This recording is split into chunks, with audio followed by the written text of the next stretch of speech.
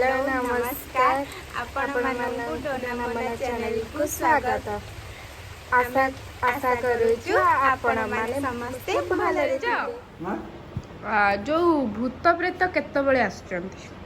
ଭାଇ ଭୂତବା ସବୁବେଳେ ଉଡୁଛନ୍ତି? କେତେଟା ଭୂତ ଅଛନ୍ତି? କେତେଟା ଇଏ ପ୍ରାୟ ୟାଙ୍କର କୌଣସି ହିସାବ ନାହିଁ। କେତେବେଳେ ହେଇଯାଉଛି 100-150। 100-150? 100-150 ଆସୁଛନ୍ତି ଭୂତ। ଏଇଥିରୁ ଝିଅ କେତେଟା ଆସୁଛନ୍ତି ଯେ?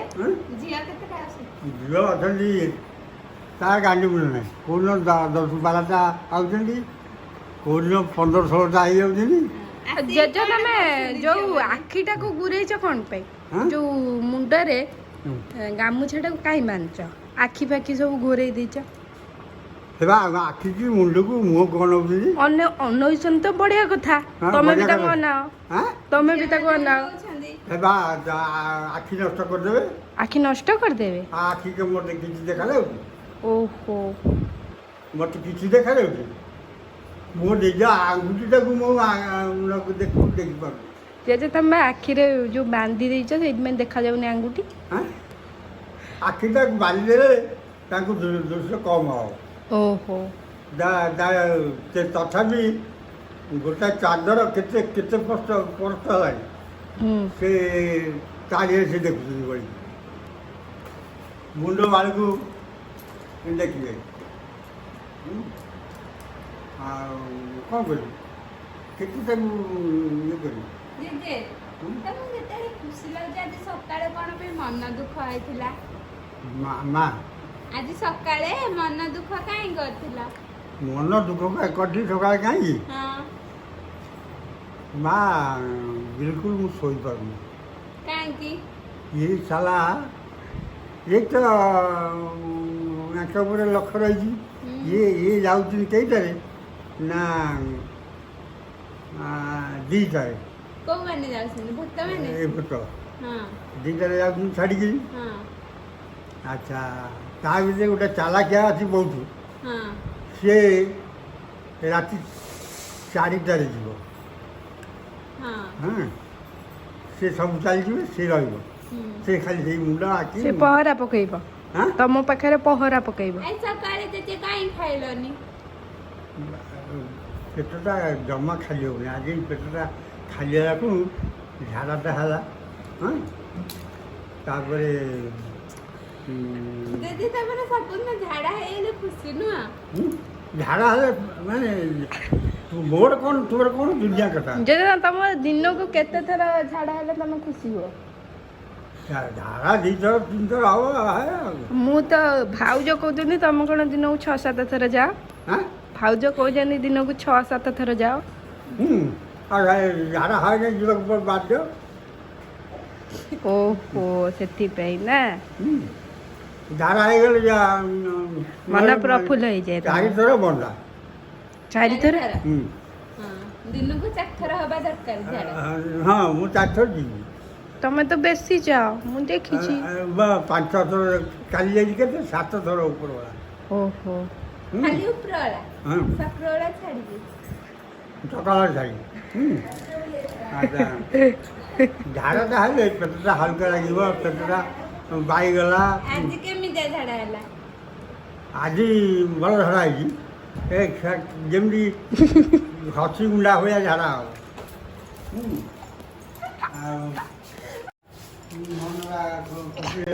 ଭାଉଜ ତମେ ଜେଜେଙ୍କ ବିଷୟରେ କୁହ। ଜେଜେ କ'ଣ କଲେ ଅଧିକ ଖୁସି ହୁଅନ୍ତି? ଆମର ଝାଡ଼ା ଗଲା। ଆଚ୍ଛା, ତୋର ଯୋଉ ଝାଡ଼ା ନ ହେଉଛି ତତେ କେମିତି ଲାଗୁଛି? କେମିତି ହଉଛି? କେମିତି ଲାଗୁଛି ଭାଉଜ? ଲାଗିବନି ଜେଜେଙ୍କୁ ଯଦି ଭଲ ଲାଗିବନି, ମତେ ଭଲ ଲାଗିବନି। ଜେଜେଙ୍କୁ ତମକୁ ତମର ଝାଡ଼ା ହବ ନାଇଁ, ଜେଜେଙ୍କୁ ଭଲ ଲାଗିଲେ ତମକୁ ଭଲ ଲାଗିବନି। ଆଉ ତମେ କୁହ ଜେଜେଙ୍କ ବିଷୟରେ, ତମେ ଟିକେ କିଛି କୁହ।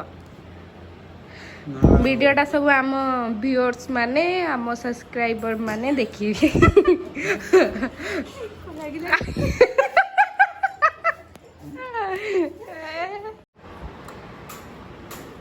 ତମେ ଜବ୍ କରିଥିଲ?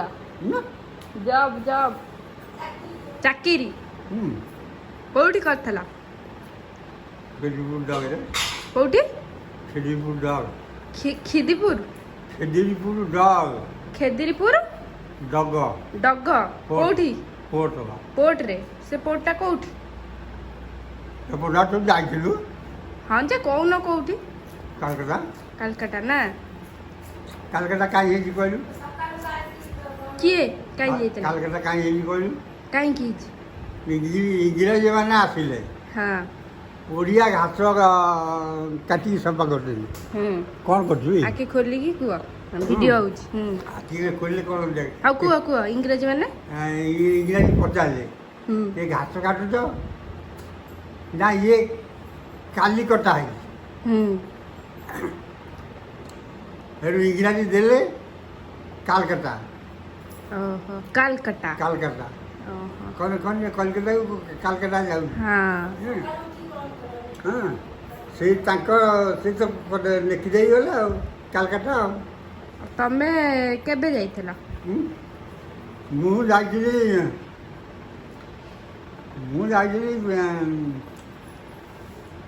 ଚଉବନରେ ତ ଚାକିରି କଲି 54ରେ 1954 55ରେ ଦଳେଇ ଭାଙ୍ଗିଲା ଓହୋ ମୁଁ ତା ଆଗରୁ ଯାଇଥିଲି ହୁଁ 3-4 ବର୍ଷ ଆଗରୁ ସେତେବେଳେ 5 ଟଙ୍କା ଟିକିଟ୍ ହୁଁ ତାପରେ ଭଡ଼ା ଥିଲା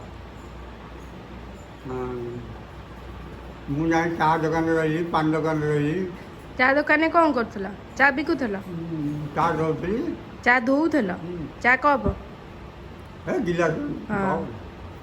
ଓ ଗ୍ଲାସ୍ ଧୋଉଥିଲ ଆଉ ସେଠୁ ସେଠୁ ଦେଲା ଜମା 4 ଟଙ୍କା 4 ଟଙ୍କା ଖାଇ ପିଇ ସେଠୁ ଛାଡ଼ିକି ଆସି ଗୋଟେ ଖାଇବା ଦୋକାନ ରହିଲି ମିଠା ଦୋକାନ ମିଠା ଦୋକାନରେ ମିଠା ଦୋକାନରେ ସେ ଦେଲା 6 ଟଙ୍କା କ'ଣ କରୁଥିଲ ମିଠା ଦୋକାନରେ ମିଠା ଦୋକାନରେ ମାନେ ଲୋକ ଆସିଲେ ଖାଇବାକୁ ତାଙ୍କୁ ଦେବାକୁ ଓହୋ ତାପରେ ତାପରେ ସେଠି 2-4 ମାସ ରହିକି ସେଠି ଯାଇ ଗୋଟେ ମାଳି କାମ କଲି ମାଳି କାମ ମାନେ ଗଛ ଫଛ କଟାକଟି ତାପରେ ମାଳି କାମ କରିକି ସେ କେତେ ଟଙ୍କା ଦେଉଥିଲା ସେଠି ସେ ଦେଉଥିଲା 80 ଟଙ୍କା 80 ଟଙ୍କା ସେତେବେଳେ 80 ଟଙ୍କା ଏତେ ଟଙ୍କା ତାପରେ ସେଠି 4-6 ମାସ କାମ କଲି ତାପରେ 4-6 ମାସ କାମ କରି ପଳେଇଗଲି କେଉଁଠି କଟକ କୋଉଠି କଟକ ତଟକଳ ସେଠି କ'ଣ କରୁଥିଲ ସେଠି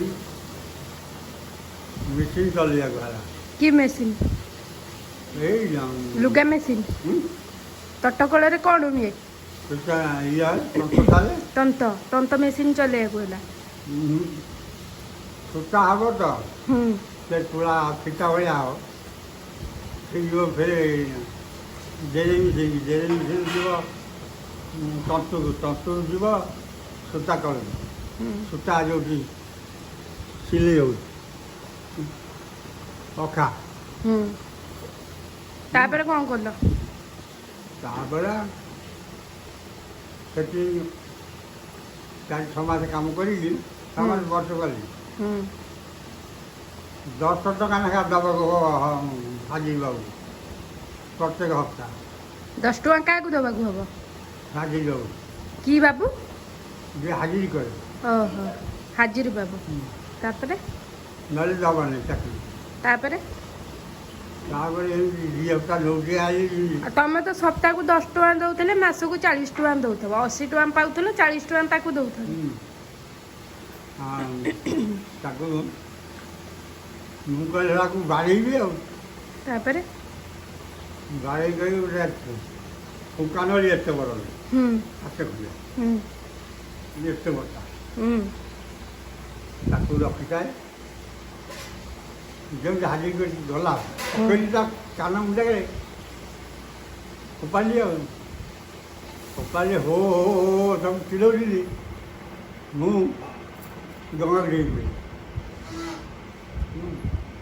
ଗଙ୍ଗାରେ ଲଞ୍ଚ ଲୋକ ଆଣୁଥିଲେ ସେ ଏପାଖରୁ ସେ ପାଖକୁ ନେବ